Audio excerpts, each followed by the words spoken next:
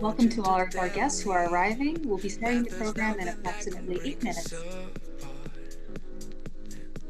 I want you to tell me that I'll always have a place in your heart. 17 and stronger than never. 17, horizon forever.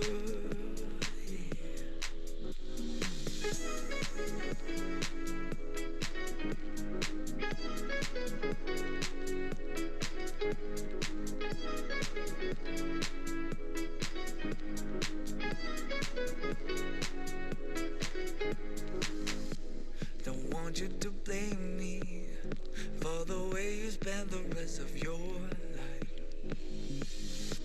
Don't think you can blame me for the things you went ahead with last night. 17, was always at war, had to debate. 17, I got my little eyes locked in one place.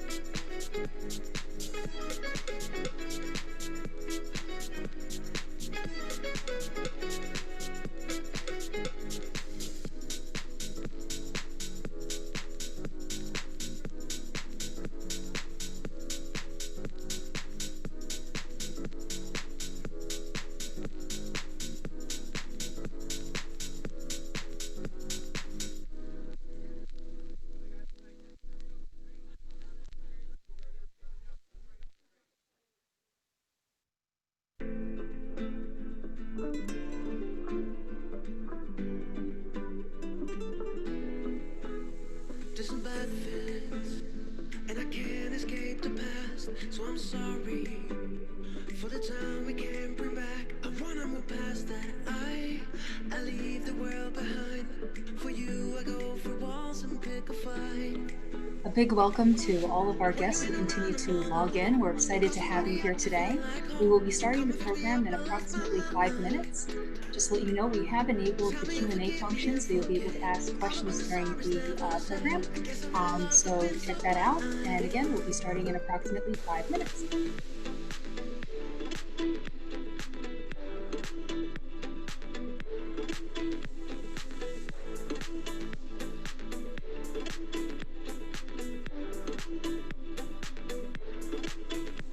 Been so reckless, but I know that we won't fall. Got a feeling this got to be a start. You wanna go somewhere new? Maybe we'll find a few. So tell me what you really wanna do. When you ain't around, I'm all alone. Call somebody up to feel like home. Come and fix me up, I lost my mind. Tell me you forgive me and forget all about the sorries never said. I guess I'm really lost, I've been so blind.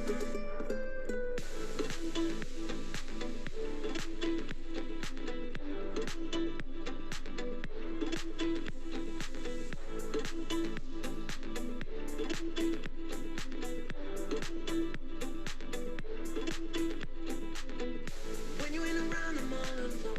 Call somebody up to feel like home. Come and fix me up, I lost my mind. Tell me you forgive me and forget all about the sorries never said. I guess I'm really lost, I've been so blind.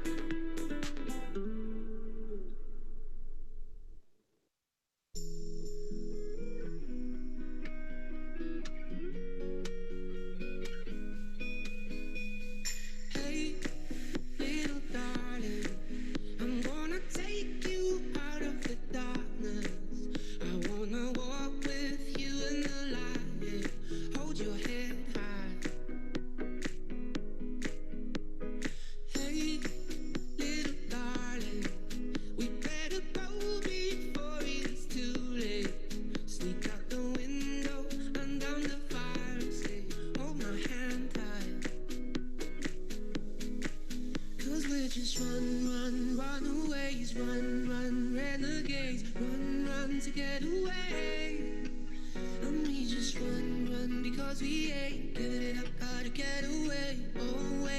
haunted place.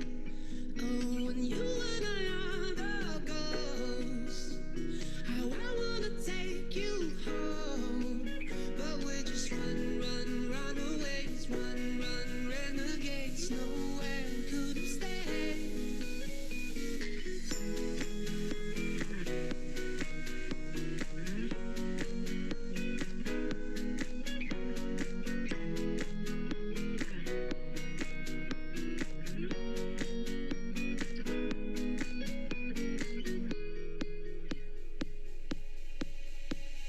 Hey, little darling, we're not welcome here in this party.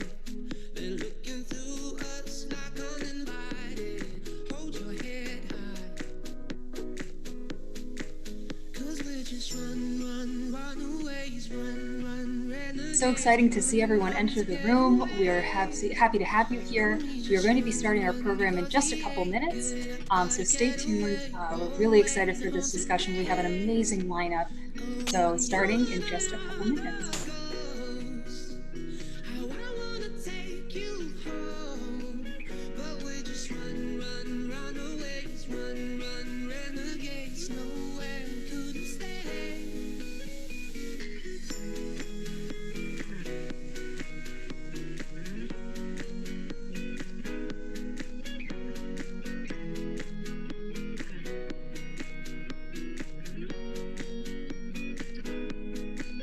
Oh, and you and I are the ghosts. How I wanna take you home, but we're just runaways, run, renegades. Nowhere could have stayed.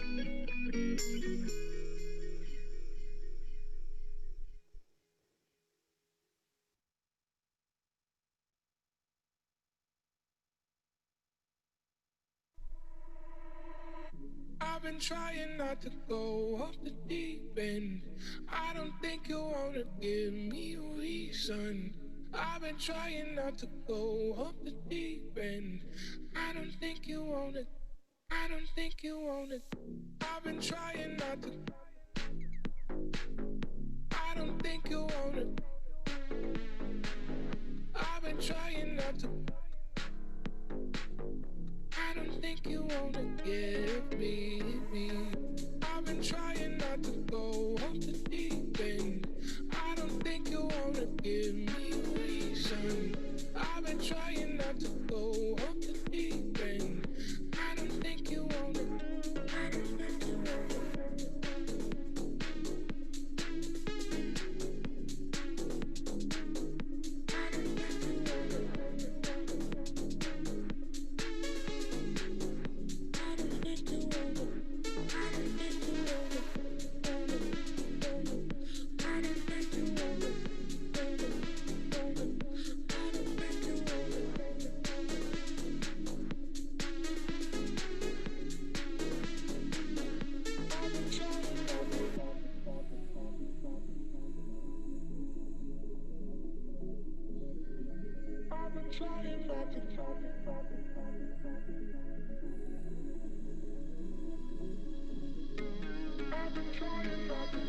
I've been trying not to. I don't think you wanna. I've been trying not. I don't think you wanna give me. I've been trying not to go off the deep end. I don't think you wanna give me a reason. I've been trying not to go off the deep end. The deep end. The deep end. I've been trying not to go off the deep end. I don't think you wanna give me a reason. I've been trying not to go off the deep end. I don't think you wanna give me.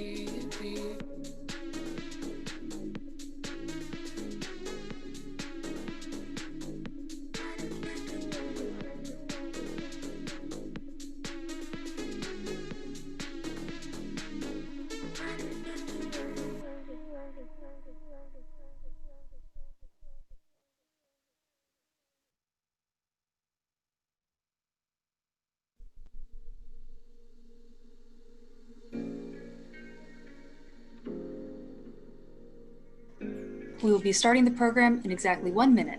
1 minute.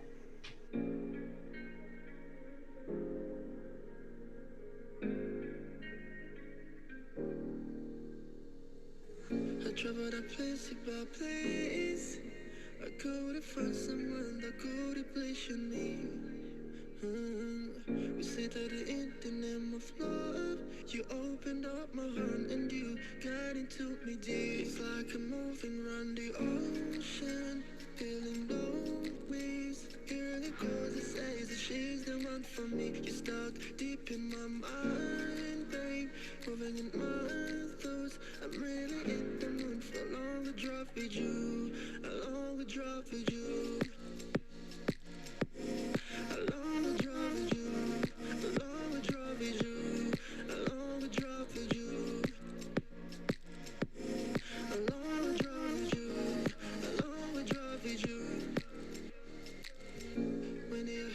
On my hands, feeling you warm, there's nothing better than that. Taking a trip with you, babe, a destination. I stick to you, you stick to me. It's like I'm moving around the ocean, feeling no waves. Hearing the chords that says that she's the one for me. You're stuck deep in my mind, babe, moving in my thoughts. I'm really in the mood for a longer drive with you, a longer drive with you. A longer drive with you, a longer drive with you, a longer drive with you. A longer drive with you, a longer drive with you, a longer drive with you. A longer drive with you, a longer drive with you, a longer drive with you. A longer drive with you, a longer drive with you. I'm in love with you, baby.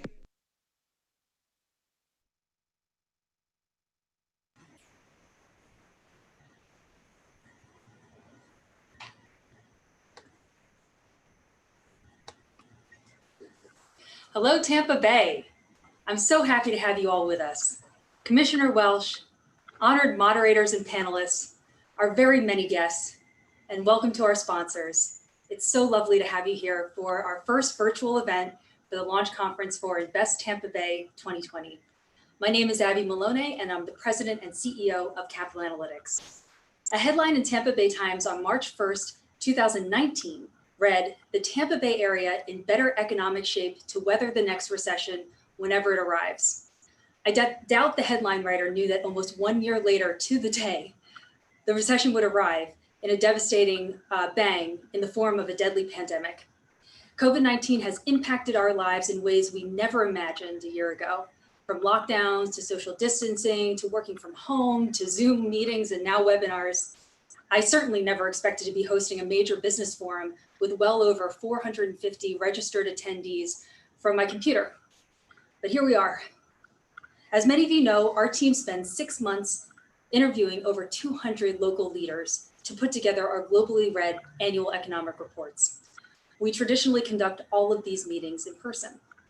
And while COVID-19 drastically changed the way that we work and interact, it did anything but slow us down. We seamlessly transitioned to virtual meetings, and Tampa Bay, you have kept us busy. We've expanded our media offerings to include our video platform, Invest Insights, after overwhelming reader write-in during the initial weeks of COVID-19, asking what was happening on the ground of the markets that we cover. While the national media certainly is important, it muddies the water on a local level, and we wanted to provide an immediate mouthpiece for those leaders tackling this pandemic. That is spun into a podcast, all proving how increasingly valuable economic information and business intelligence is today, and we are proud to play that role. We also find ourselves expanding into new markets, and we'll be releasing the first Orlando report, and we welcome you to that launch conference as well. When I think of our global readership and Tampa Bay's business community's lean-in attitude over the last few months, it's a testament to the ingenuity and collaborative spirit of the Tampa Bay community that rather than shelter in place and do nothing, we sheltered in place and did plenty to promote community and push our business forward despite the challenges. Businesses across the Tampa Bay region like elsewhere, are being innovative and embracing technology as they pivot from a pre-pandemic to post-pandemic world. Are there challenges? Yes, there are. Some businesses have gone under forever. Many are struggling. Others have grabbed the opportunity that invariably arises from a crisis to plant the seeds for future success. This forum is a sign of that. We are here today celebrating businesses against the backdrop of a new landscape, opportunity from crisis. But at the heart of this community is its collaborative mentality. The community in Tampa Bay knows how to come together in face of adversity. That is the very fiber of Tampa Bay's being, in its DNA. And it's that mentality of community and collaboration that will not only get Tampa to the other side of this, but ensure that it emerges stronger than ever. We have quite a program for you today. We have carefully selected knowledgeable experts and local leaders to tackle these difficult questions that will be posed to them today. First, how to make the right financial decisions during unclear economic times, followed by the legal profession and how they are adapting to the needs of today, and then how important innovation is to get us to the other side of this pandemic. We're also thrilled to have Commissioner Kenneth Welsh from Pinellas County as our keynote at the closing.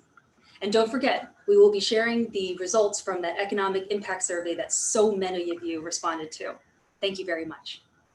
Some housekeeping, we have enabled the Q&A function, so please send along your questions and we'll try and get to as many as possible. Also, we will be sending that economic impact survey as well as the complimentary access to read this year's Invest Tampa 2020 report to complimentary the registrants of this webinar afterwards. Before I introduce our panel, none of this could be possible without our sponsors. Our gold sponsors, UBS, Finance Cape, Trenam Law, Tampa General Hospital, Older Lundy and Alvarez Law Firm, and Schultz and Bowen. Our silver sponsors, RD Management, Pilot Bank, Fifth Third Bank, Johnson Jackson. Our bronze sponsors, Tampa Hillsborough Expressway, Hendry Marine, and the Ring Workspaces. And our honored sponsors, AmeriLife, Holland and Knight, Visit Tampa Bay, Downtown Clearwater, Gunster Law, and AdventHealth. Thank you. It is with you that we are able to do our work to promote business and investment in the Tampa Bay region. And now, panelists, you can start to turn on your videos. I would like to welcome our panelists and speaker to our first panel, Making the Right Financial Choices in Economic Uncertainty. Rita Lowman, the president of Pilot Bank, will be our moderator for the event. And I think I see people starting to start their video. There's Scott Perry. Make sure I have everyone on here before I let you guys go have your discussion. If everyone is a little confused where to find it, if you open up your participants, you'll see the panelist line and you'll be able to hover over your name and turn on your video. You also should have a selection, I believe, at the bottom of your screen to start your video. Hey, Rita. Hi. I'm waiting for the others and we'll get started. Excellent. I think Terry and Greg, if you could try turning on your videos. Travis. Absolutely. It says it's locked. Let's see. Mine says it's locked too. Huh. Should not be locked. All right, try again. Haha. There we go, Terry. Good to see you again. Mine still has locked. It says the video was, the host stopped it. Huh. Travis, you should be able to. Let me just ask to start video. Oh, this is Greg. Here we go. Greg, we have you. Scott? Okay, here we go. Scott? I think we have everyone. All right. Excellent. I'll leave it to the discussion. Rita? Great. Well, thank you so much. And we are just pleased to be able to be here with you today. As all of you know, this has been an interesting time. And so we really want to take a look at what does that look like and how have these panelists been affected, and what they're going to be able to share with you today will be some great things and insights going forward. So first of all, I'm going to ask each one to introduce themselves and then answer this particular question. Let's go around and let's see, how has your business been impacted by the pandemic, and what did you do to adapt to remote working and the mandated requirements that were given in your particular county? So starting with that, let's start with Travis Jennings. And Travis, first share with us a little bit about who you are and the company you represent. My name is Travis Jennings, CEO and founder of Finance Cape, and very fortunate to be here. Appreciate you having us. And go ahead and answer the question, please. All right. So, one of the biggest changes for us is naturally that we've transitioned to working remotely very early. And we were fortunate that because of that, we had a lot of time and effort to focus on team building, communication, workflow processes, and transparency throughout the company. And it's allowed us to shapeshift with relative ease, and it's allowed us to really focus in on technology. And as a result of that, we've organized communication with clients, and they know exactly where we stand, and that we'll be here no matter what. Excellent. Thank you. Greg, if you would share with us a little bit about yourself and answer the question. Yeah, happy to do so. And good morning, everybody. It's good to see some familiar names. I'm just excited to be here again. Rita, it's good to see you from last year. I'm probably most excited that I'm working from home. So I'm in the island in my kitchen, and I'm not putting my suit on. I think that's the most exciting thing I've gotten out of this thing is that I think I've been in a suit for 26 straight years, and so my new uniform is a golf shirt and a pair of khakis. So in terms of answering your question, I think we well, actually, let me introduce myself. So Greg Kadet, I'm the managing director for UBS Wealth Management. We're a global wealth management firm based in Switzerland. Our domestic business is in New York. I run half the state of Florida. So it's Naples to the south, all the way to Jacksonville on the north. And we have roughly about 350 employees, about 190 or so advisors in over 15 offices. So it's a pretty dynamic business, and we have lots of interesting things that happen kind of on a daily basis. So all of it now is run out of the home as opposed to the office. So that's kind of the interesting thing. I think in terms of just what's happening in the world, I think the financial aspect of it is really told a lot of the story. If you remember, February 18th was the top of the market. We had some drops, and then all of a sudden we had this major drop starting the week of the 5th in March, and then it bottomed out on the 23rd. And so we've kind of came up for air in the middle of April, and I think we've been able to catch our breath. We've been able to rebound, and I think that this whole working from home thing has been quite a new thing for Wall Street. And it's been very hard for many and very easy for many. So we have probably a few camps of a camp that loves it, a camp that hates it, and a camp that probably would like a mix of it. So I'm not sure I answered your complete question, but I think that we are with technology and with just a continual focus on clients, that's helped us persevere and get through. So happy to be here. Thanks, Rita. That's great. Thank you so much. Terry, would you please do the same? Introduce yourself and then share your thoughts. Yes, thank you, Rita. My name is Terry Igo. I'm the CEO of the Tampa Bay Trust Company. Our company extends. We also have offices in Naples, Florida, in Sanibel, Captiva. And I guess, I think your question is how did it initially impact our business? And I think all of us probably had a hurricane plan. Mm-hmm. I think all the businesses also had a financial emergency plan, but really very few of us had a pandemic plan. So I think initially it was understanding what we were dealing with, which probably took most people a couple of weeks to kind of not overreact and not underreact. But I think once we got our arms around that, we quickly followed CDC protocols, went to protecting our clients and our employees. That was our number one issue to begin with. And we've kept that all in place. So it's been a smooth transition. Unfortunately, the financial services industry has not been impacted as much as other businesses. There's a few other sectors I can talk about later. But I think the key is, there's always some positives that that present themselves in this environment. I think one of the positives that this has presented is the technology. We all got up to speed much quicker than we probably would have, and we're all comfortable now with these meetings. So I think that was a plus. So in the interest of time, I'll pass it on to Scott. Thank you, Perfect. Rita. Scott, if you would do the same, please. Sure. Thanks, Rita. Good morning, everybody. My name is Scott Perry. I'm the CEO of AmeriLife. AmeriLife distributes individual insurance and financial products through over 150,000 agents, brokers, and advisors across the country.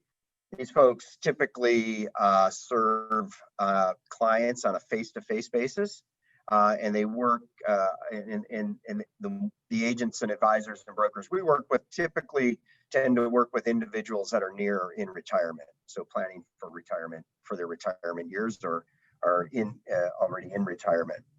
Our wholesaling teams that reach out to those agents typically do so virtually already. So that's most of their business is conducted over the phone. However, as I mentioned, our agents and advisors haven't typically done a lot of phone work. So, when the changes hit, this definitely disrupted our business pretty considerably. So what we were able to do, even though it didn't disrupt, and we were able to kind of move to a work from home environment fairly rapidly here. But our agents, were adjusting. We worked hard and diligently to train the field salespeople on how to do more virtually. So many of the tools already existed, and some of the tools had been adopted, and others haven't. So we spent a great deal of time during the months of March, April, and early May, and retraining or training agents and advisors on how to use all the tools, the technology tools that existed that allowed them to do more virtually. And in some cases, we developed new tools and rolled those tools out. So we've seen an adjustment take place. So clients have gotten comfortable doing more virtually and doing more online, whether that's completing paperwork, reviewing proposals, or even conducting business. So it hasn't been easy, but I think both we've seen our clients be more willing, and our advisors begin to engage more meaningfully in some of the virtual tools that existed. I think some of the product lines have been hit harder than others. So it's some of the more commoditized products. I think clients are more comfortable doing that virtually and not having a face-to-face interaction. Whereas some of the more complex, higher end financial products, it's been a little bit more of it requires some combination of maybe some virtual interaction and some face-to-face interaction. So, we saw the market, definitely our top line felt the impacts early on, but we've seen over the last 3 months, seen things come back, and we're pretty much, running at pre-pandemic revenue levels. So, knock on wood, we've seen a nice return to, from a business standpoint, return to some level of normalcy. Right. Thank you, Scott. One of the things that Terry said so true also is that we all are here and have a plan for business continuity, but do we truly have a plan for pandemic? And I know for those of us that are actually our oversight of our regulators, which ours is very much regulated, that's one of the things that the regulators wanted to see within the first month. And so I'm sure some of you have had to write a quick pandemic plan, which shouldn't be quick, but again, we've had to put those in. So thank y'all for sharing those components. Let's keep going. And, technology has been such a important part, and many of you have mentioned that, but during this period of time, Travis, how has technology changed your business, and how are you using it to guarantee that your clients get the quality of the service that you want them to have? Well, when you set the bar high, you have to deliver, regardless pandemic or not. So on our end, we've implemented team calls 3 times a week to check on workflows and client management. We use Zoom and GoToMeeting video conferences with clients daily. Succinct recaps, that's been a nice touch. Every touch point, we're now following it up with an email that recaps everything that was covered, so that it's easier. We're able to now record sessions, so the client doesn't have to rely on memory. They can go back through and repeat it. So DocuSign, Microsoft Teams have been fantastic tools for us, but I'd say most important technology that we've really been able to take advantage of is the fact that our planning process takes place online. So Clients always have access. They always have full transparency because in the middle of a pandemic, that's what you want. You want that guidance, you want the leadership, and you want to know that everything's going to be the way you need it. Exactly. Thank you. So Greg, let's talk a little bit about the current state of the asset management and wealth management in the Tampa Bay region, and how do the needs of the clients compare to what you saw in 2019? And Terry, I want you to think about that one too, because I'd like for both of y'all to share your thoughts.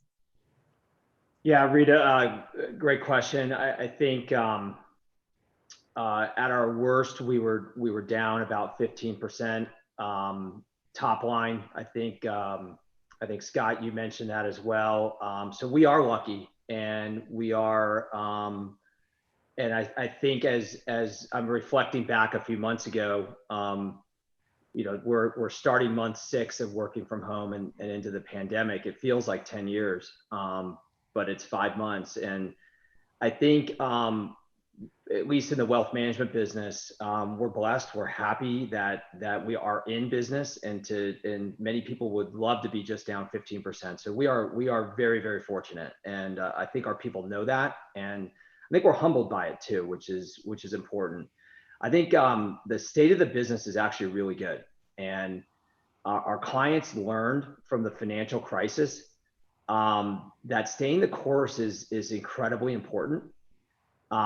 Many actually bought into the drops as we were dropping down. We couldn't figure out where the bottom is, but what we did know is that there was a high probability that there's a start and a stop to this pandemic. We know when it started, and we don't know when it's going to stop, but we feel confident that in your next panel certainly can carry this part on, which is when are we getting a vaccine, or when does the treatment if we don't have a vaccine, when's the treatment going to be really, really strong that gives us the confidence to all kind of return to normalcy. And we feel like there's a stop somewhere down the road. And so it gave clients confidence. It gave advisors the confidence to say, stay the course. You're going to be okay. Let's do this in a systematic way. I think our definition, the way we conduct business at UBS globally, is that we believe in a process, and we have a definition to wealth management. And when you put a definition to wealth management and you say and you communicate it in a very simple way about liquidity, about longevity, about legacy. You talk about the verbs, the things that we do, like planning, saving, how to help people access and spend and use their money, transfer money, how to grow their money, how to borrow, how to protect it, how to give it away, because many people are very, very focused on the philanthropic aspect of it. I think it gave our clients confidence to stay the course. It gave our clients the confidence to actually see this thing through. And so I think in my belief, we're in a really strong position, and I'd be shocked if Terry didn't feel the same way, because I think things have rebounded really nicely. Thank you. And Terry, if you would answer that and really do some comparison to 2019 in your comments, please. Yes, my colleagues and I'm sure Greg would agree that the business itself hasn't. We had a great 2019. And the state of the business, in other words, the sector of all of us that help clients with their money, wealth management, it hasn't really changed all that much. The way we communicate with our clients has changed, but it's still the same long-term investing philosophy. So I would agree with Greg.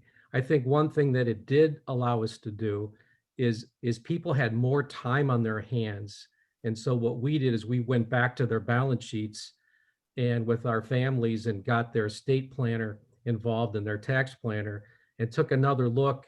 Now that we have some time, people are sitting in front of their screens and so forth, but we were able to revisit clients and make sure that their projections were correct, that their estate planning documents. When you look at a pandemic, people were starting to focus a little bit about their mortality. Let's face it. So we were able to go ahead and look at the tax planning, look at what may or may not happen in the future. So there were a lot of benefits that came from this, but I would not say that.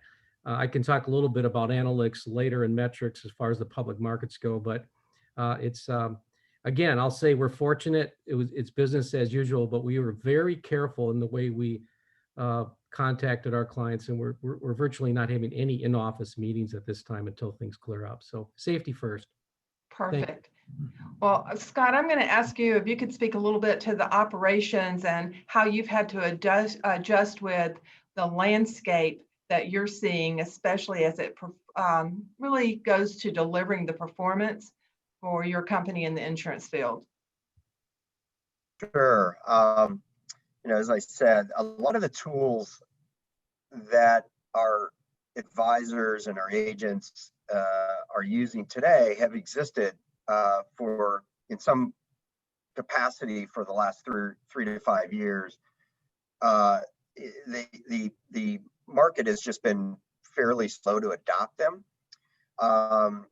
What we've seen, obviously, in the last 6 months is an acceleration, which in some ways it's some good that could come out of this. Is that I think both advisors and companies that underwrite the products have discovered that clients are much more willing to engage virtually and conduct business virtually. And so I expect many of the tools that have gotten more utilization during this period will continue, because what's happened is both the underwriters, the carriers, have realized, and obviously they've known this all along, and they've invested in these tools because they know they provide back-end efficiency and cost savings. They haven't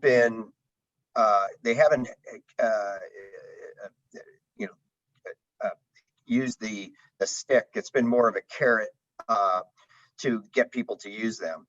But I think they're going to benefit immensely as adoption rates creep up. And these are tools, not only the virtual sales tools, but electronic documents, which in the mortgage industry, for instance, is pretty common. In the insurance industry, much less so.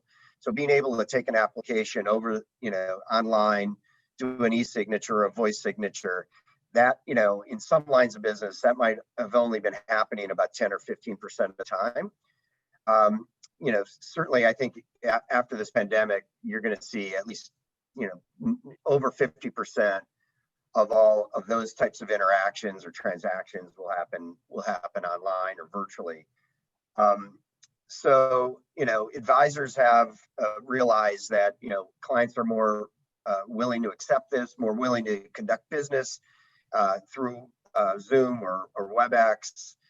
And not feel, necessarily the need to sit down with somebody face to face. I think as this evolves, what advisors are finding is that they're being much more efficient with their time, and they can be much more productive. So that's why I'm confident that even after the pandemic, I think there's going to be a little bit, kind of reversion to the mean around activity. And I think that's probably a good thing, because our business is very much a relationship business, and those face-to-face interactions are important.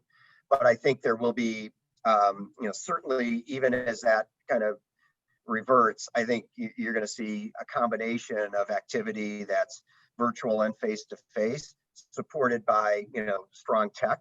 That now that I think the manufacturers and the providers of the products and services have realize that what can happen from an adoption standpoint, I think they'll continue to innovate and roll out new tools that support that kind of virtual online interaction.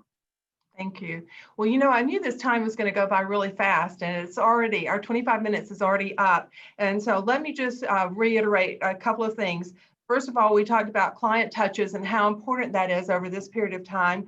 We didn't get into the associates and how important all of our teams are to any depth, but that's very important as we go forward. And each of you have been very creative in what you've done. So let me end with a favorite saying, because it's the time of the year with all that we're going through, is to be kind, for everyone you meet is fighting a battle that you know nothing about.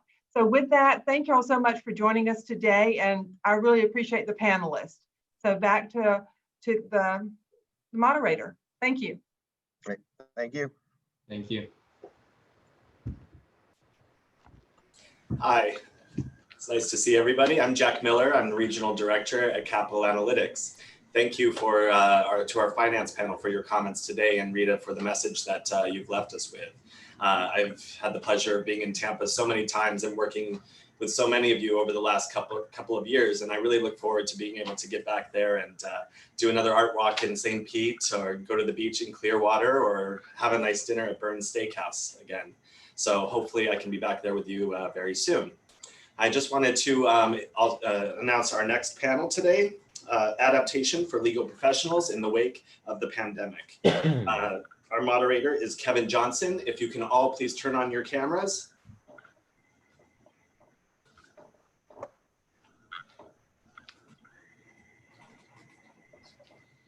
As soon as we're ready to go, Kevin, I will turn it over to you. All right. Make sure we have everyone.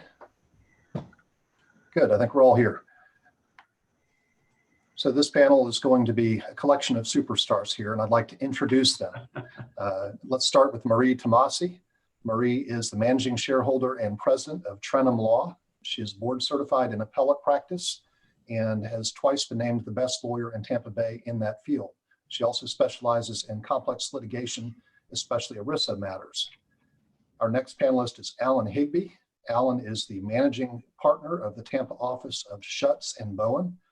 He is a member of their corporate practice group, and he specializes in equity and debt offerings, mergers and acquisitions, and corporate governance. He's been named to Best Lawyers 10 years in a row. Our third panelist is Michael Lundy. Michael is the managing shareholder and a founding partner of Older, Lundy, and Alvarez. He specializes in marital and family law. He's been named to the super lawyers list of the top lawyers in the state, and has also been named as one of the top 40 under 40 by the Gulf Coast Business Review. And last but not least, we have Bill Schifino. Bill is the Tampa managing shareholder of Gunster. He is a former president of the Florida Bar in the 2016-2017 bar year. He also served on Florida's Constitution Revision Commission, and he specializes in business litigation, where he is board certified, and he handles matters including securities, professional malpractice, and directors and officers litigation. My name is Kevin Johnson. I'm a founding shareholder of Johnson Jackson. We are a Tampa labor and employment law firm that provides trusted advice and strategic defense to employers throughout the state, and I'm board certified in labor and employment law. So with the introductions out of the way, let's jump into our topics. And what we'd like to start off with is talking about the initial challenges that were posed by the pandemic. So Marie, I'm going to throw this first one to you. As a managing partner of Trenam, how do you move a 145 employee law firm completely to a home-based method of operating for several weeks? Well, we were very lucky by the fact that we had a what I would call our hurricane emergency plan, since that's what it was designed for. But we had a very robust plan in place all along for the last few years for hurricanes that essentially equipped all of our employees whose jobs would require a computer, especially if remote, set up, at least in theory, to work that way. And we were able to just implement that plan. I will not tell you that 144 of us actually all went remote. We had some hardliners who I think they might have some physical attachment to the office. They insisted on coming in. But we probably at our height had 115 or 120 people working remotely. And amazingly, it worked. We had a few, it was actually a good test of the system, which let us find a few little quirks to fix to make it run more efficiently and smoothly. But for the most part, it was almost seamless. So we were very fortunate that way. Maybe the frame of mind to go work remote was a challenge for some people, but very quickly everybody seemed to settle into a routine, and still after all this time very determined to do their job as well or better than they were doing it before. Well, I'm shocked to hear there might be some lawyers who were traditionalists. So Yeah. Alan, I want to jump off from that to our next question, because this is something that I know you've mentioned before, which is the gulf, I think is a proper way to put it, between some of the lawyers and their clients who seem to be a little bit ahead of them. Do you want to talk about that and how that has been affected by the pandemic? Thank you very much. Thank you. Yeah, we're lucky. We have a large firm with a large client base that covers really all of Florida, the U.S., and around the world. And so we've had clients for a long time who have relied on virtual communication. And so we've had to be able to adapt to that.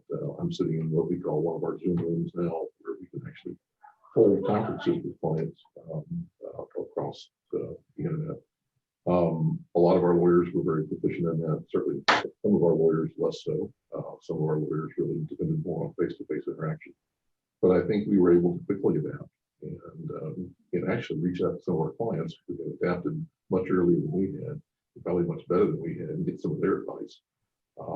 And I think it really almost works seamlessly, which I think has been. Sounds good.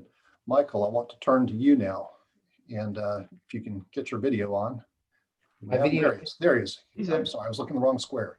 Still adapting to technology here. What can I say? So, Michael, why don't you talk a little bit about what the absence of the ability to go to court directly has meant during the pandemic in your practice and how you all have adjusted to that? We've seen a little bit of a gap from one circuit to another or one county to another. I mean, I found that in Hillsborough County, the judges embraced the technology very quickly, at least in the family law division and in the civil divisions that we were had ongoing litigation on. I think it was welcome in many respects, certainly as it relates to smaller hearings, non-evidentiary proceedings, things that are just a matter of argument. I have long wondered why they make lawyers, stand in the hallways of the court waiting for a 5-minute hearing, which comes at some expense for everybody, economic and otherwise, time, travel to and from the courthouse. I actually have now completed 2 Zoom trials with full-blown evidentiary presentations, and it has gone far more smoothly than I expected.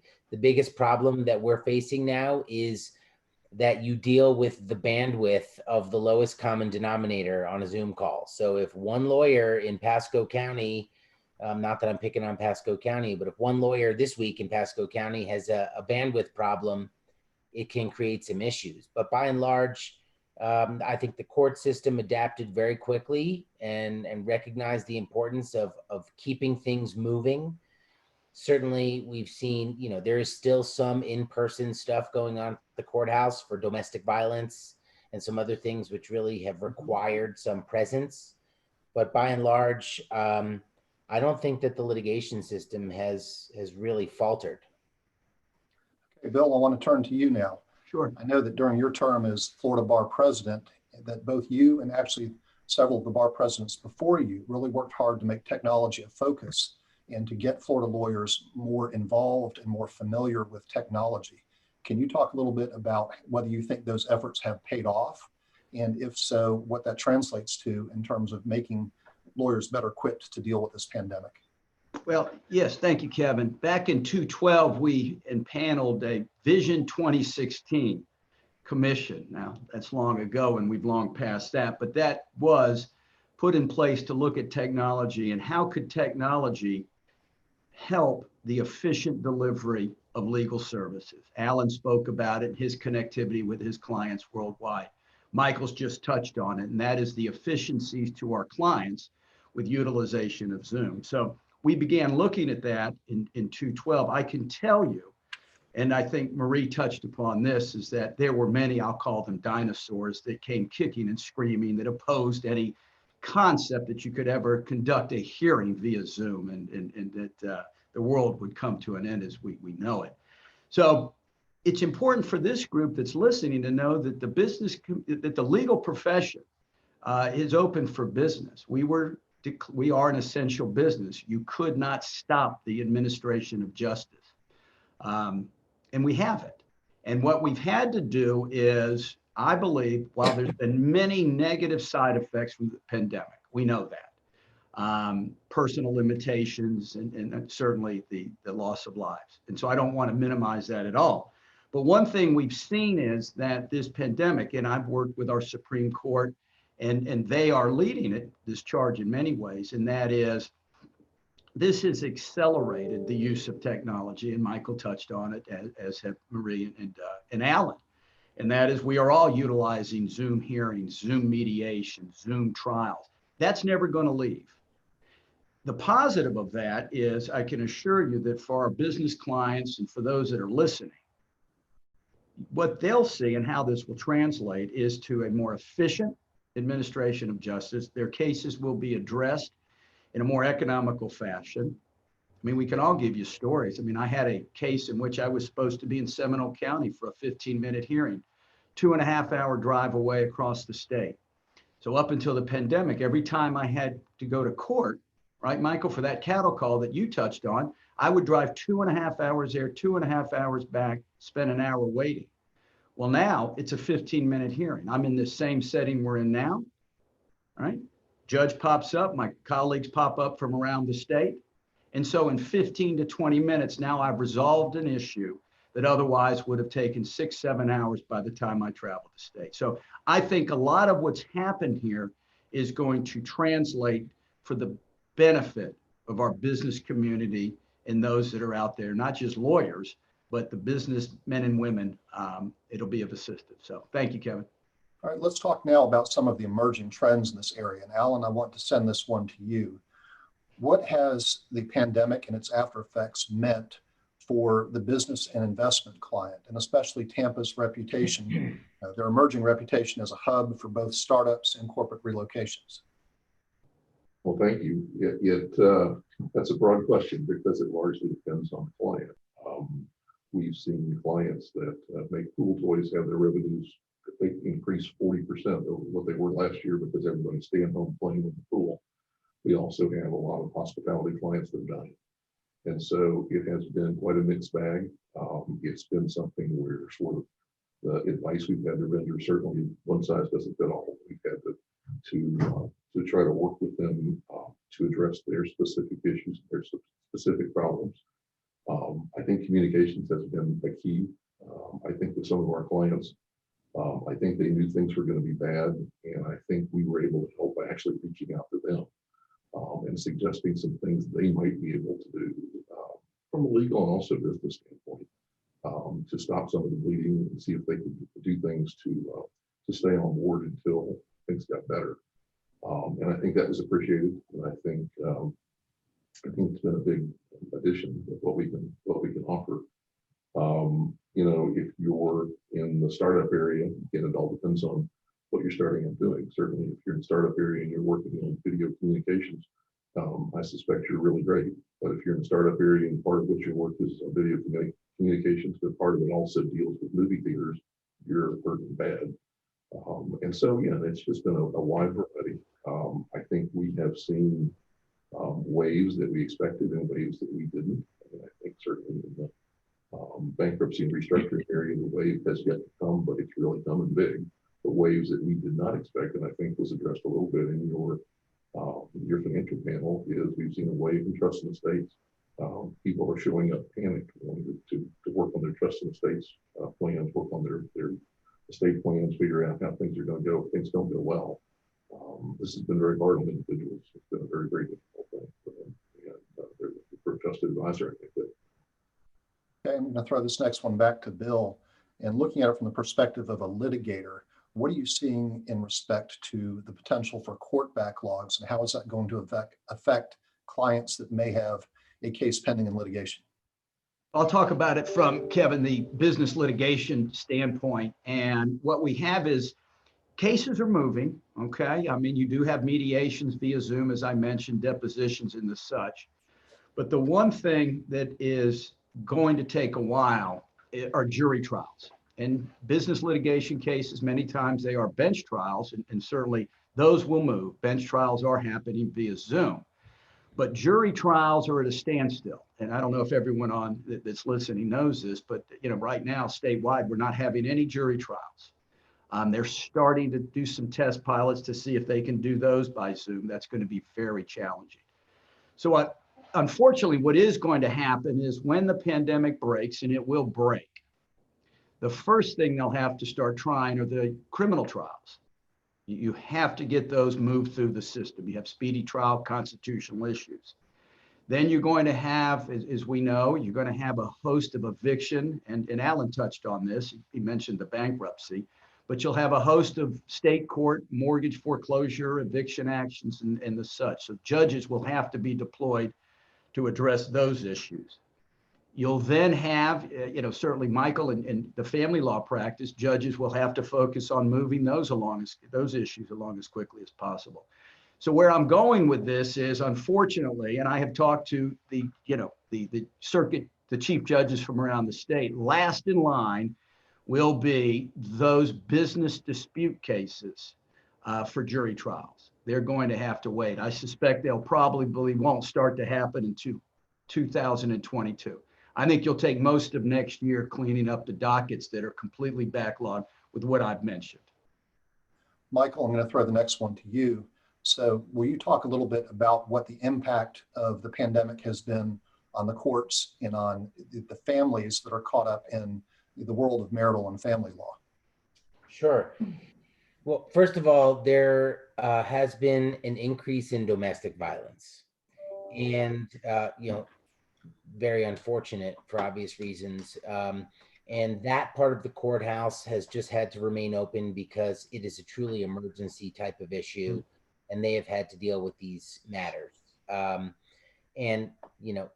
other thing we've seen is in our practice, in any way, we have seen an increase actually in the volume of people who are ready to file for dissolution. Everybody has a tongue-in-cheek explanation for why that is. People don't want to be quarantined, with somebody for 24 hours a day that they previously only had to spend 5 hours a day with. But we have seen an increase, and we have not skipped a beat at all in our family law practice with mediations and with courts. I actually have found that the courts have been more accessible over the last probably 90 days than they were before the pandemic started. I think there was an initial ramp up period. Some particular judges got up to speed on Zoom immediately. We certainly did in our practice. We went remote, I think similar to what Marie described. We went remote almost overnight. We had remote capabilities before this started. We were not using Zoom with any regularity, but we embraced it immediately. We've set up 2 essentially sound studios in our office with sound dampening materials and professional lighting and sound equipment so that we can have an absolutely professional trial from that room. But by and large, I think in the family law sector, we have not seen the court system miss a beat, and people are not having trouble getting things addressed. Okay, Marie, I want to send it to you now. Obviously, with 145 employees, firm culture is important in keeping a firm that size together. So what steps have you taken to try to preserve your firm culture and to integrate new lawyers or new employees? We've spent some considerable time thinking about this and working on ideas for how to do those things. One of the ways we've found very successful is to have periodic, not necessarily once a week or twice a month, episodic maybe is a better way to put it. When we think it feels about time, social events for internal social events by Zoom. And sometimes it's as simple as a happy hour. And everybody brings their own beverage and we get on, and you can break up on Zoom into small groups. So we'll do that, and we'll shuffle the groups and just let everybody have a little visit. And sometimes it's more complicated, like we'll play a game. We recently played Name That Tune. It was hilarious. And I think those kind of things are really good team builders because people get silly and get, out of character and have a lot of fun and laugh. But it was particularly funny because you had to be fast at typing to get your answer in first, and people were spelling artists and names of songs ridiculously terribly, because they were, rapidly typing or trying to type. And also the music was a little outdated for anyone, say, younger than me, which was probably at least half of the participants. So they were all, throwing out lots of, I'll just say, comments, maybe a few jabs at the older people on the call about stacking the game, anyway, so it just, those kinds of outreaches that have been really helpful for us in keeping us feeling like one team. But we've also done some things in writing. We'll have contests, we'll send around the office some silly contest that's just a lot of fun to get people engaged. I write a column, for lack of a better word, every couple of months in normal times. And so I've tried to address those two issues that relate to working remotely, keeping the team focused on each other and the client. And those are probably our main ways. I also started just calling people randomly. So if it's not a totally crazy day, I can spare a few minutes, just call 2 or 3 people and check in. And that has been helpful, I think. We've got about 2 minutes left here, so I want to get maybe 30 seconds from each of you on where we're headed in adapting to this new landscape. So Alan, let me start with you real quick. Well, I think as others have said, I think there's a lot of benefits coming from this. I think it's going to be a benefit for both the delivery of legal services and also the cost of legal services, which I think is going to be helpful to clients. I think we have to continue to adapt. I don't think the adaptation is over yet. I think it's going to continue. I think the only thing that's probably not going to be able to be solved by technology, et cetera, is the role of trusted advisor. And I think you're going to have to stay close to your clients, and I think they're going to have to trust you and trust that you'll be there with them each year. So I think that role of trusted advisor can't be overlooked. Michael, your thoughts?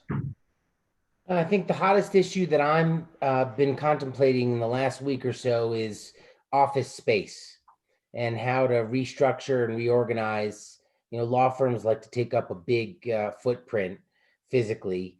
We probably should take some guidance from the way accounting firms restructured their office space to allow people to be remote on a very regular basis and think about how to reorganize. I probably am going to consider reducing my office footprint by about 40 to 60% and rethinking the way that we use the space and we keep the space, sanitized, et cetera. So that's an issue I think everyone in our seats is going to have to be thinking about. Bill, 30 seconds to you. Well, I think the other issue, in addition to the ones that Alan and Michael have mentioned, are staffing needs. I think that we're all going to recalibrate that issue. And how can we utilize, how is technology going to be utilized to make staffing needs and more efficient, I'll call it. Not only are we going to be reducing size, but you could see that technology really, will limit the staffing requirements that many of us have had for a long, long time. So I think that's another issue to be tackled.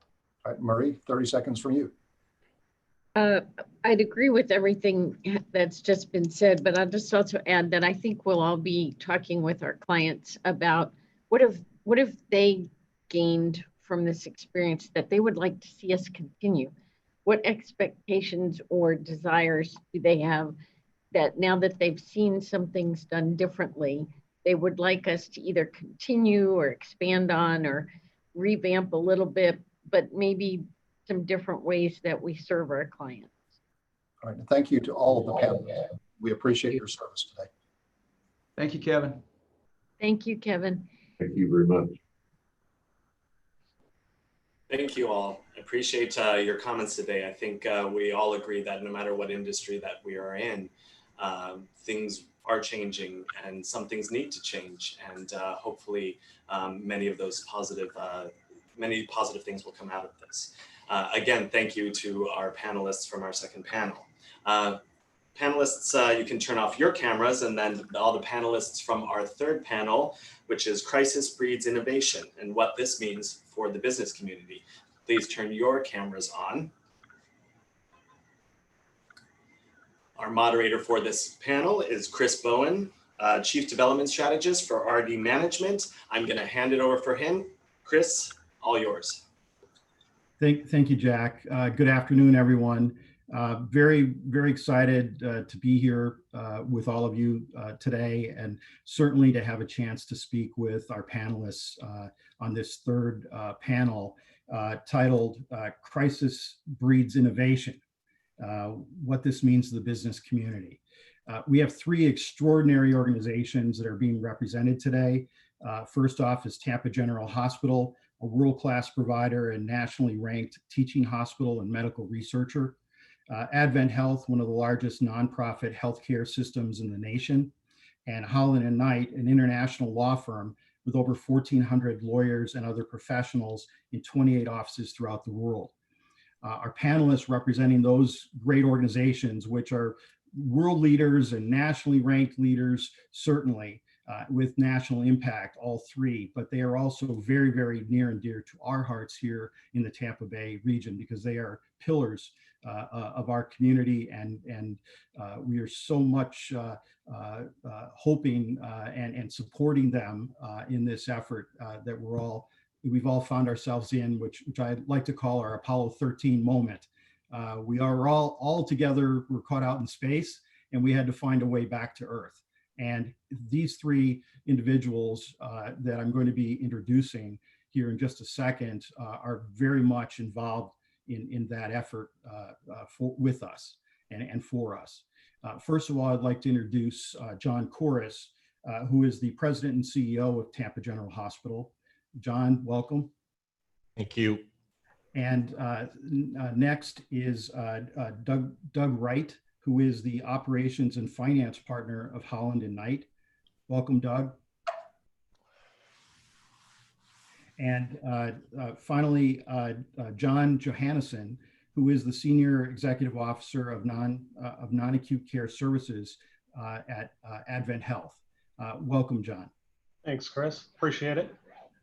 I'm going to refer to you a lot by your first and your last name, because I have a couple Johns here, and I have Doug Wright. So this is my NPR moment. This is a lot like radio, this venue, and I always wondered why NPR tends to do that, and now I know. I think it'll be helpful too, because not everyone, we can't see our audience as well, but it'll help clarify a little bit, and you'll know who I'm speaking to. So to start things off, let's go around a little bit, and you know, I just kind of want to warm up a little bit, do our stretching exercises as we start to get into this topic. So I'm going to give you the opportunity to really just top of mind thoughts that you have maybe for today. Give you a little bit of opportunity to do that. You want to speak about your organizations.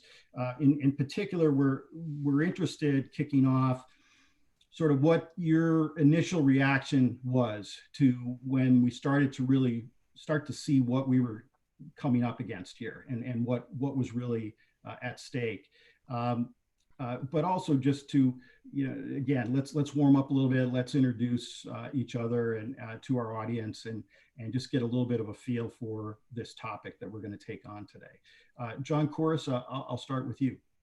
Sure. Well, thanks for having me, and it's a privilege and an honor to be with all of you. And so my hope is that through this panel discussion, the audience and participants will glean something from it. If they take one or two things away from this talk, then I think we've done our job. And the fact that you have an interest in this is greatly appreciated. So it's wonderful to be here. What did we learn early on with the pandemic? Well, first, I quickly realized how resilient our team was and continues to be. Our nurses, our doctors, our allied health professionals, our respiratory therapists, our environmental services workers, the men and women on the front lines taking care of COVID patients every single day, all day long, really impressed. as it relates to their resiliency and their grit and sheer determination to provide world-class health care to the folks that we're caring for. And they have done an extraordinarily good job at treating COVID, recovering patients from COVID, because as you all know, there's a lot of unknowns about the virus even today. We know a lot more than we knew back in March. We're treating people very differently than we were treating people back in March, but there's still a lot of unknowns. So the team has operated and performed extraordinarily well on a consistent basis. So really resiliency to me like stuck out early on in all of this. The other aspect that I'm most proud of is how health systems, in Tampa, like most places in Florida, it's a very competitive environment when it comes to healthcare delivery. And we've got wonderful healthcare systems in the Tampa Bay market. We've got HCA, we've got Baycare, we've got Advent, we've got Tampa General. We've got an assortment of health systems that do really great work. Well, almost from the very beginning, we came together as the four major health systems. And I don't know if Ravi Chari, the CEO of HCA, is on this call, but a shout out to Ravi, because Ravi turned to me in a meeting. It was the very first press conference the governor had over in Tampa, and it was in March, and said, John, we all need to be getting together and communicating with each other, talking about resources and best practices and sharing, the way we're handling COVID patients and how do we help each other. And so quickly, guys like Tommy and Zena, the CEO of Baycare, Mike Schultz, the CEO of Advent, Ravi and myself, we started to meet every week. In some cases, we were meeting twice a week. And the idea is that COVID response transcends competition, and we're going to come together as sort of this virtual health system and help each other where we can and focus on the health and wellness of the community. And we've done that. The teams have done that. And the teams below us have really worked very hard at sharing resources, sharing best practices, and just collaborating around treating and caring for these patients. And so what I learned is in a crisis, people come together, and people come together for the right reasons. And I'm really proud of my colleagues and those other health systems for us kind of transcending the competitive nature of our business and focusing on what matters most, and that is taking care of the people of this community. So teamwork was another thing that I learned early on, and just how supportive our health systems are of the community's health and wellness. So a little bit of what I learned early on. That's wonderful. Thank you, John. Sure. Wright, would you like to say this afternoon on this topic?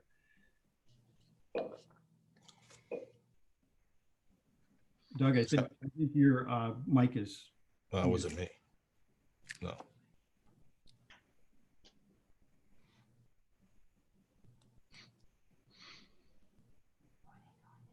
Yeah, I'll let you work on that. John Johannesson, why don't you? Yeah. Hey, first and foremost, thank you for the invitation and the time to talk. I appreciate that. I will echo John's comments about collaboration and resiliency. I would expand that to say acceleration is what I've learned about this. And what I mean by that is, safety was a main priority right out of the gate. We wanted to make sure that patients were safe, physicians and staff were safe. And what did that mean? When you need to have access to healthcare, and when you have to ensure that that you're clear on what kind of patient is coming through your door. And so, as the senior executive over non-acute, our physician offices were stressed with the number of patients that they see every day, and having the ability to monitor the patients coming through the door and avoid spread. And so a lot of effort initially went into increasing our safety measures, increasing our ability to assess patients, triage patients, and make sure that we're keeping them safe while we're caring for COVID patients, as well as caring for non-COVID patients. In addition to that, there's a lot of uncertainty around resource management. How much protective equipment you'd need, whether or not you could get it. Supply lines were disrupted. So immediately you had to accelerate how you secure and track your PPE supplies, and then use that to resource allocate, right? So when you've got a number of facilities, you have the ability to manage that resource and move it based on need. And so having those systems in place to react real time, I think was critical. As an organization, we were already working on innovation and technology, but again, we had to accelerate that and put in place systems that improved our telehealth virtual visit capabilities, as well as how we allow patients to access and engage our health system and keep them safe. We leaned on our research departments to look at how developing treatment protocols and medications were coming across, how that would be pushed out to our facilities. And we accelerated our clinical coordination and communication with our physician and nurse leadership. So when you think about how quickly things are moving, it's one thing to look back now and see what happened, but as you'll recall, when you go back to late February, early March, it was a different mindset, not really knowing how this spread would impact healthcare, and the need for us to be available and deliver care in the community in collaboration with the other health systems here. So I was impressed with the ability to accelerate implementation of technologies and protocols that would position us for whatever came our way. Excellent. Okay, Doug, Chris, can you hear me now? I can hear you now. Okay, sorry. Obviously, I'm not too good with technology. But again, I would echo, I guess, what both John said. There were two things that I think we had invested in over the last decade. One was people and the other was technology. And both of those investments paid off for us.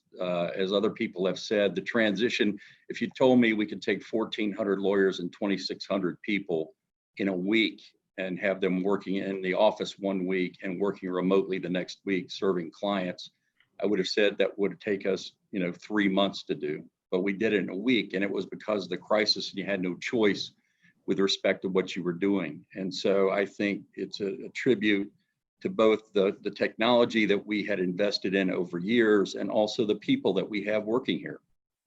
We convened early on, I would say, a crisis group that essentially involved the senior partners within the firm and also the department heads within the firm. And we met, believe it or not, at first we met twice a day. Then we began meeting once a day and then ultimately once a week. But the input from all of those groups and all of those various facets of the firm was just, again, invaluable to us in trying to navigate what was uncertain. The only thing certain about what happened was the uncertainty everyone was confronting at that point. And I think there's a theory of decision making that's called the OODA acronym, Observe, Orient, Decide, Act. And in this crisis, you had to do that more than any other situation we've ever dealt with. And you had to do it over and over and over again. You had to figure out what's going on. Everybody had to provide their input, what was going on within their department. You had to orient, you had to decide what your options were in response to that. You had to decide and you had to act, and then you had to do it all over again, just because every day brought different challenges and problems. But I think our people stepped up, very resilient, I think was a term that John Couris used. Our people were resilient, they were hardworking, they were talented. And that made a great difference for us. And I think we have been very fortunate. We have not suffered a financial decline. And that's in part because our clients have been very loyal to us, and also because the people who work here have done a great job in serving them. So again, I think it's, at this point, we're probably, as Churchill said about the Battle of Britain, we're not at the end. We're not even at the beginning of the end, but we're at least at the end of the beginning of what this is. And it is going to create a new normal, but at least we've all been able to adapt through the beginning. Thank you. So here's another, I'd like to take another look at this now from what you've initially told us. I'm wondering about how you support your teams when they're essentially on a full court press for long sustained periods of time. How do you sustain their morale, their health. And I think this includes Holland and Knight as well, with the large staff you have, the national reach, and the thousands of businesses you are also trying to support. But how do you keep your own staff in the game and keep them well? John, Couris? It's a great question. Lots and lots of communication. And the communication has to be very transparent, very authentic, kind. And you yourself as a leader have to show vulnerability. Because when you show vulnerability, you're transparent with your team, you're kind to your team, and you're consistent in your messaging, it builds a level of authenticity and trust amongst the team members, and then amongst the team members and the and administration, right, and leadership. One of the things that we did, I'll give you a very quick example of how we communicated and how we engaged the team, focused on this idea of resiliency and support, keep the morale up, keep them feeling like they're being heard, they're being seen, they're being recognized, they're being supported. So early on, almost the first day, the way we work with crisis management and crisis communication is all communication comes out of the office of the president, out of my office. We don't allow any other communication coming out from anywhere else related to the crisis, because if you have 2, 3, 4, a dozen different places where people are grabbing information from the organization, it can get very confusing very quickly, and you can struggle with the messaging. So that was one thing we did that we're told by our team was extremely important to them. The second item that we focused on was about 6 weeks, 8 weeks into the pandemic, we surveyed all of our team members and physicians across the entire enterprise with Press Ganey in what was called a pulse survey. It's 10 questions asking them how we are responding in their eyes to the pandemic. And it was 10 questions and then some open-ended fields that they could write comments in. That was extremely powerful because they were providing us real-time feedback on items and activities and systems and processes that they wanted in place. And we were getting that feedback real time through the survey mechanism that we put out there. And we were making changes based on their feedback real time around how best to support them as team members and our physicians. That extremely powerful tool, particularly how we decided to use it. And that made a world of difference in how the staff engaged with us, how they engaged with each other, and how ultimately they treated the patient. Because we believe at Tampa General that our team members come first, our patients come second. Because if you take care of your team members and your physicians, they take care of the rest. And the ultimate stakeholder is the patient, right? So they're the ultimate beneficiary. So we really tilted hard and leaned into the idea of making sure we supported our team members and physicians first, so they could give their very best to the folks that were fighting COVID and that were in our hospitals. So a little bit of that's kind of how we handled it early on. Got it. Thank you. And John Johansson, I want to ask you another, a little different cut here. I'm interested in how AdventHealth has, how did your organization utilize technologies specific to your sector, like telemedicine, other innovations to navigate, the myriad of issues that we're working with today? Yeah, so and that goes back to what I spoke of earlier, which was accelerate, because in my career, with no insult to IT systems, generally you don't get implementation quickly when it comes to IT. But this pressure tested us. And so we were able to implement a number of systems. So in regard to telehealth, we implemented virtual care, where we had been doing virtual care before, but we improved the system and the access. And just to illustrate, we went from like 200 visits a week to 2,000 visits a week. So the access to care elevated very quickly over the course of just a matter of weeks, which again, from an IT perspective, I find that outstanding. At the same time, we were able to implement other systems such as no-touch registration, where people could register for appointments, they could check in without even being in the office, and then be called in from their car. So it really minimized the access that they would have, in lobbies and waiting areas. And so those kind of technologies, I think, really elevated our patient engagement. At the same time, we looked at different technologies such as UV use for sanitizing our facilities. We implemented technology around our lab services, so we'd have better access to testing. So there was just a myriad of technology strategies that we put in place. And so I think that had a tremendous impact on minimizing the spread and helping patients feel safe. Got it. So I'm getting some instructions here on our timing. So we're starting to run a little thin, but I want to deal with one last question. We'll see how much time we have after that. As the title of the panel states, crisis breeds opportunity. As it relates to your sector, what would you identify as the most exciting innovation and opportunity to stem from the challenges presented by this pandemic? John Couris, I'll start with you. Well, it's interesting. So as it relates to what the other John just said from Advent, what's really neat is across the whole marketplace, every health system has technology that sort of John did a great job at laying out, which has been huge. It's been huge for the health systems. It's been huge for the patients in creating a safe environment.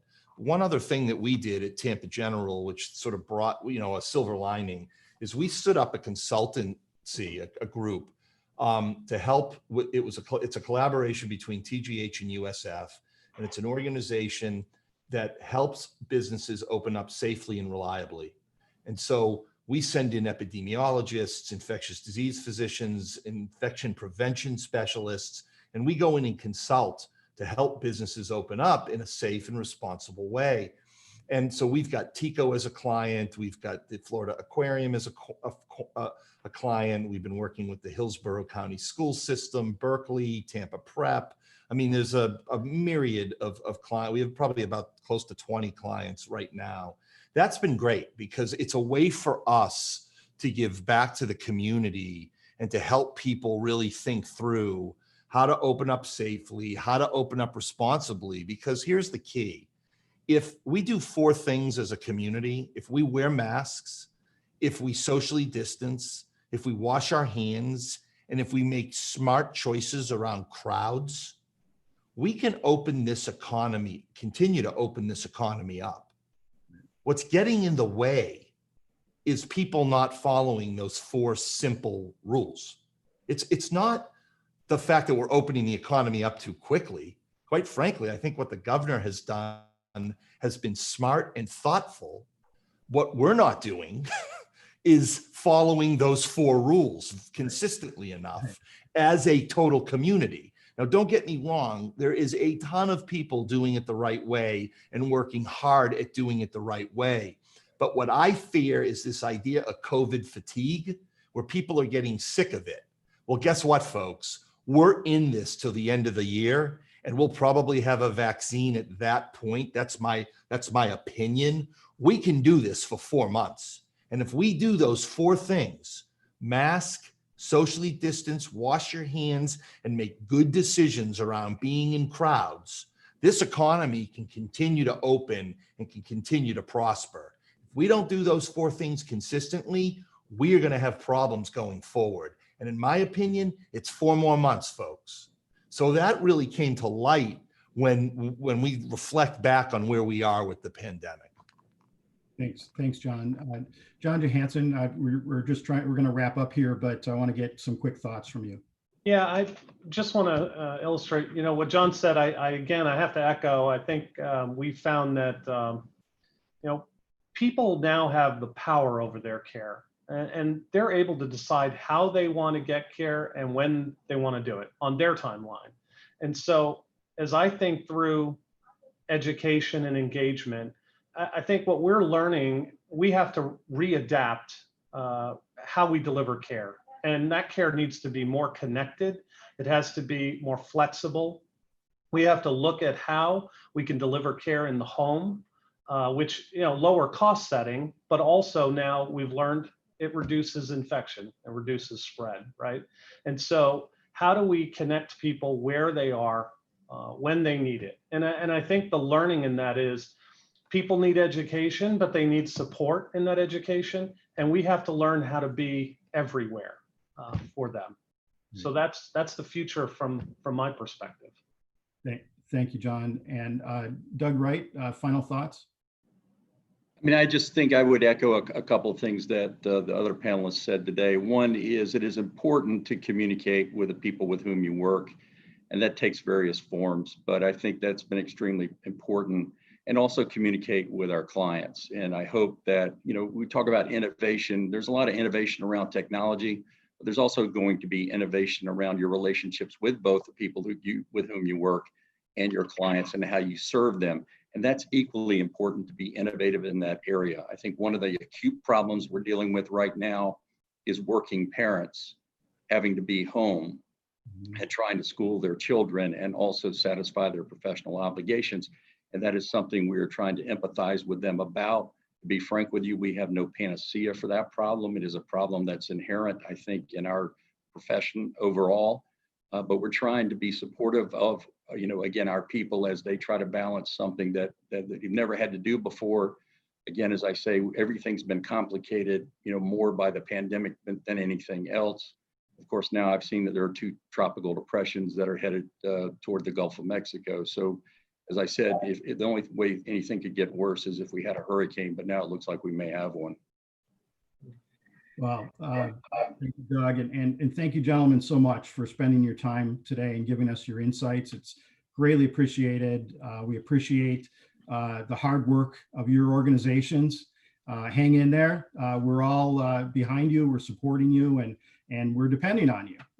And let our community know what we all can do. As you have today, and continue to tell us sort of, really how we can help steer through this pandemic. I know we got to go. Yeah. What you could do is every one of you on this call are either business leaders or business owners or executives in high positions. Lead by example. Wear masks, socially distance, wash your hands, and make good decisions around crowds. You want something to do? You want to keep this economy going? You want to help out your healthcare system?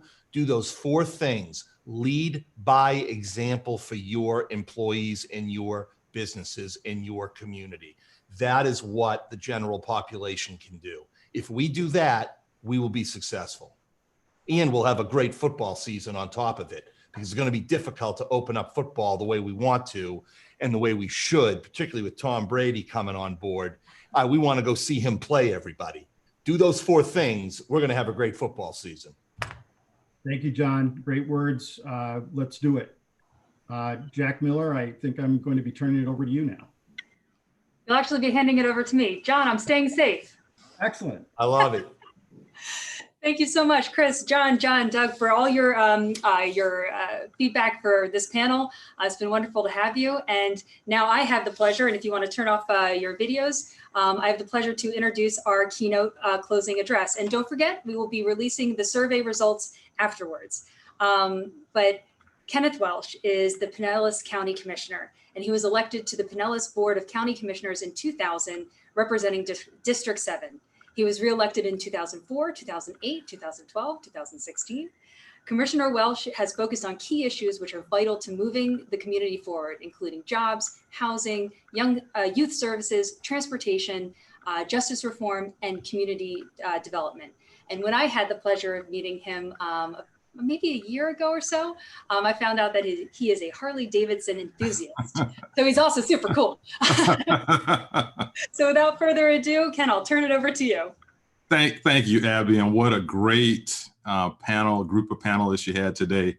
I could just quote Mr. Couris all day, do those 4 things and we'll be in great shape.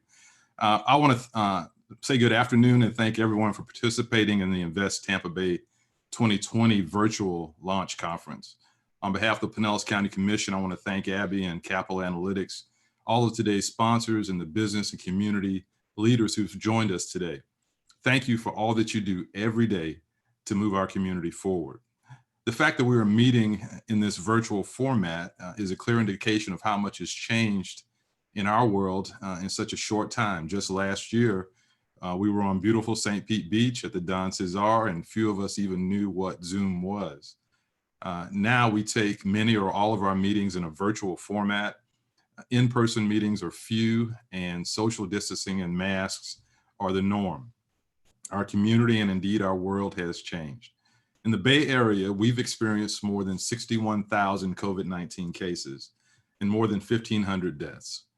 However, by following the advice of our health and public safety experts, and we've just heard from a few of them, and by educating the community on the science and best practices, we have had recent success in flattening the curve, reducing our number of new cases, increasing testing, and lowering the positivity rate to less than 5%, and that's an average over the last 2 weeks. And that's a good indicator of controlling our community spread. But we still have a long journey before us. As Doug Wright said earlier, we're at the end of the beginning. And as the 2 John said on our last panel, we need to stick to the things that we know work. Even as we work to rebuild our economy, we are bracing for the fall flu season, the return of our children to school. And that might be a mix that will test our plans and our systems, but it cannot reduce our resolve and our commitment to stay the course as science pursues a vaccine, hopefully later this year, as John said, or early 2021. But our community has proven that we can come together, learn, adapt, and persevere. Legal professionals like today's legal panelists are rethinking the viability of remote working with implications for office space and transportation services long-term. Savvy leaders like those on today's business panel are finding innovative ways to adapt business processes and virtual work models to survive and thrive in today's environment with productivity improvements that will provide benefits for years to come.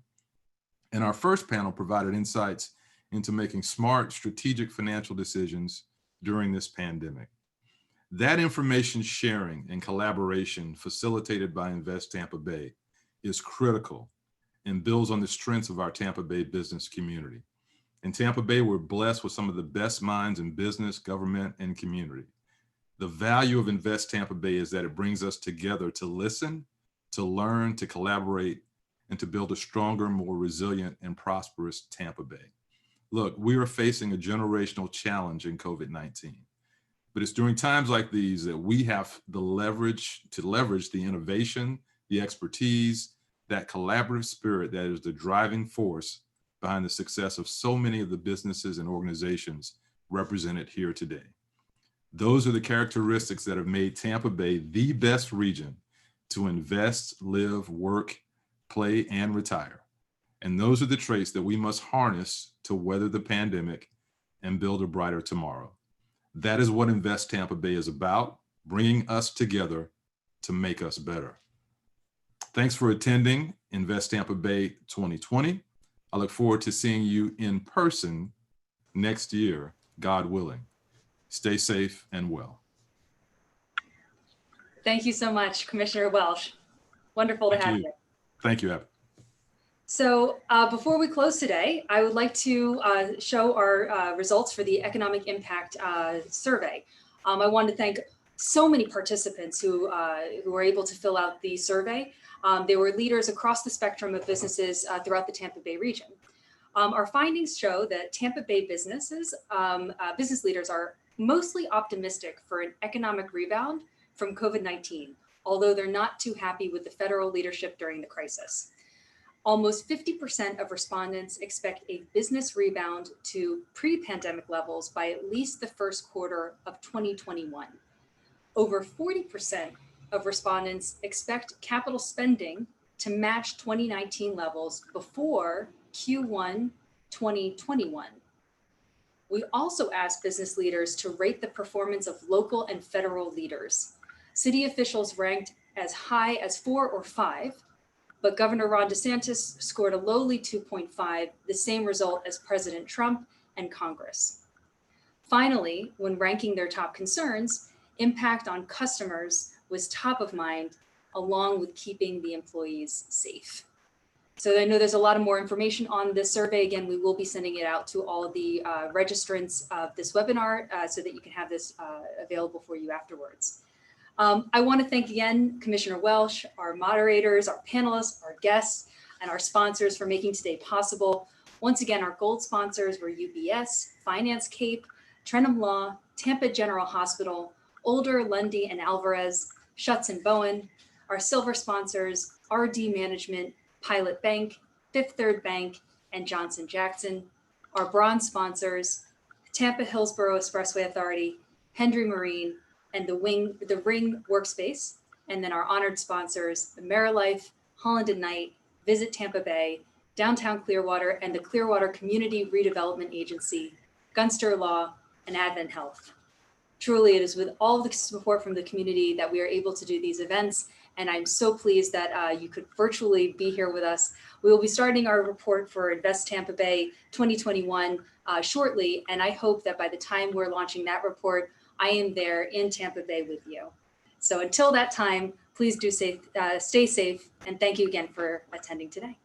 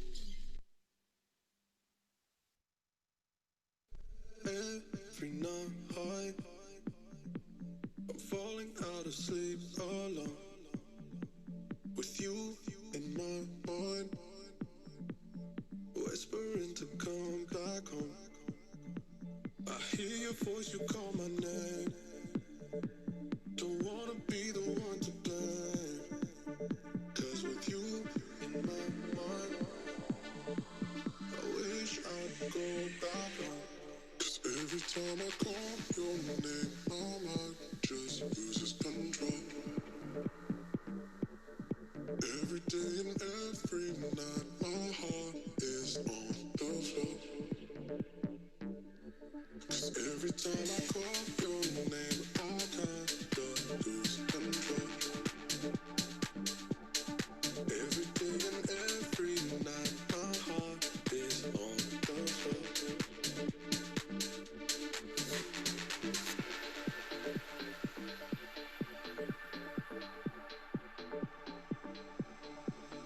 'Cause with you in my mind, I wish I'd go back home. 'Cause every time I call your name, my mind just loses control.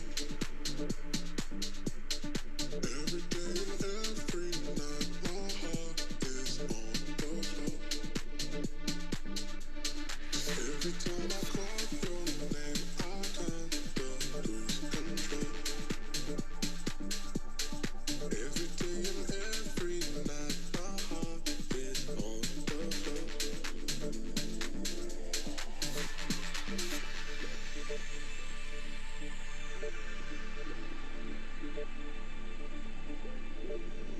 Every night, I'm falling out of sleep alone. With you in my mind, whispering to come back home. I hear your voice, you call my name. Don't wanna be the one to blame. 'Cause with you in my mind, I wish I'd go back home. 'Cause every time I call your name, my mind just loses control. Every day and every night, my heart is on the floor. Every time I call your name, I kinda lose control. Every day and every night, my heart is on the floor.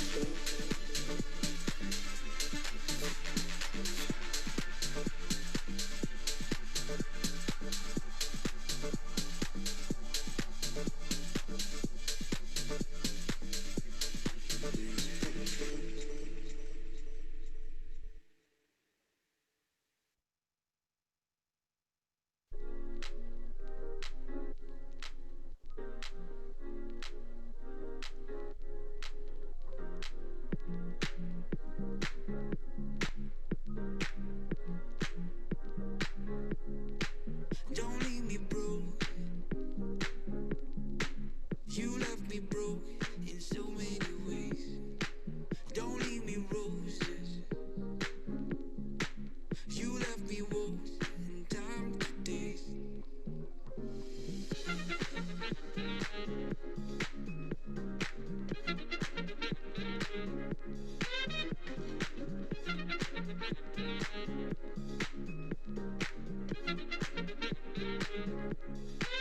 Don't leave me whole. You left me whole 1 mile away. Don't leave me to pretend you want me close, 'cause I can wait.